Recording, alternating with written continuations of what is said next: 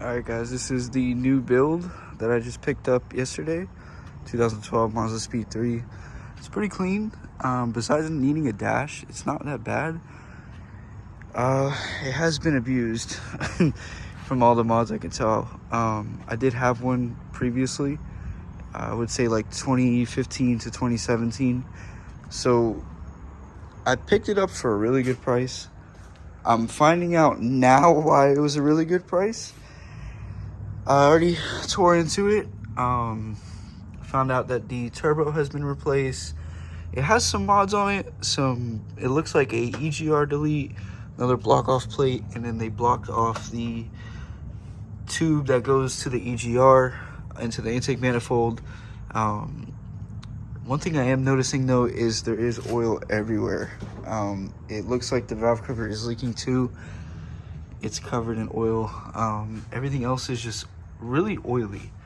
I did find some oil in the intake.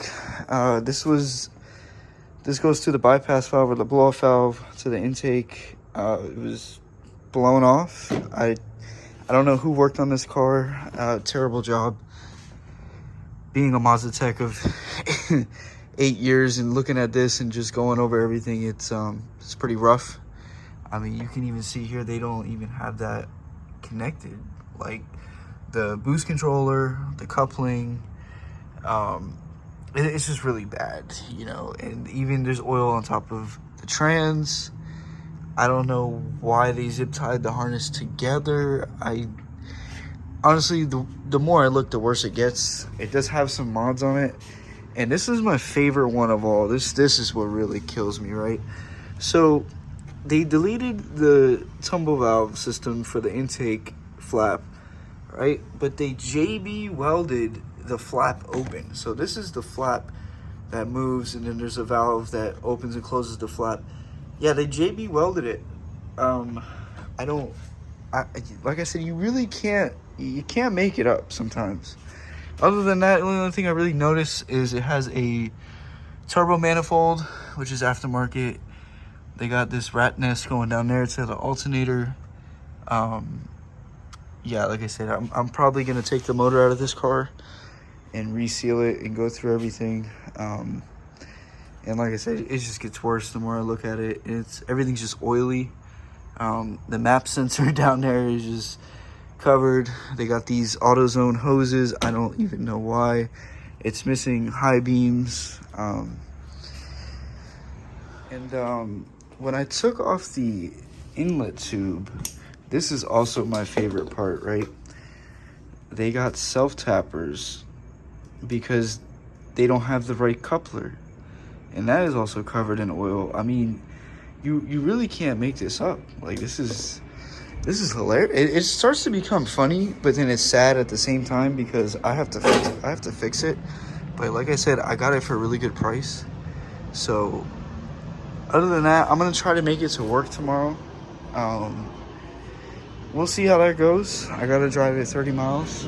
But like I said, other than that, overall, it's really good. It's not bad for the price I paid. Clean title. It's a Florida car. So yeah, that's pretty much it for this video.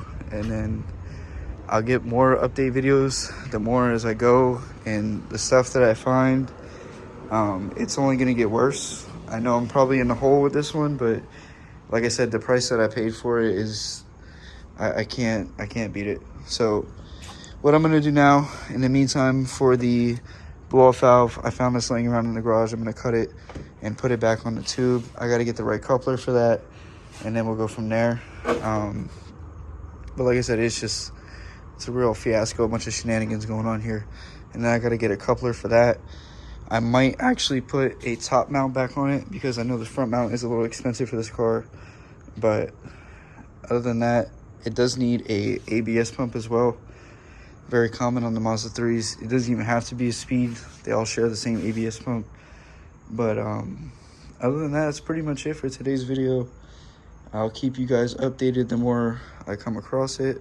I still do have the GTI, and I do have to fix my sister's Lexus over there as well. But that's pretty much it.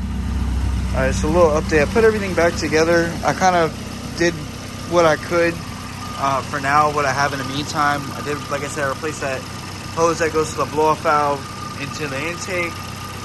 Before it was running at 18 at an AFR at idle, which is really lean. I just started it.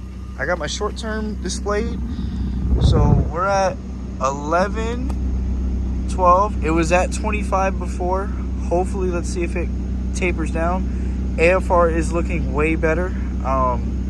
We were at 18, now we're at 14.7. This is kind of where it should be. I don't know what tune this guy has. I looked it up. It's some like off-the-shelf BS. So I'm gonna go ahead, let it run for a little bit and see. It's already running way better, being that it had the huge vacuum leak. So I'm gonna go ahead and see what happens. Stay tuned for the next video, like I said.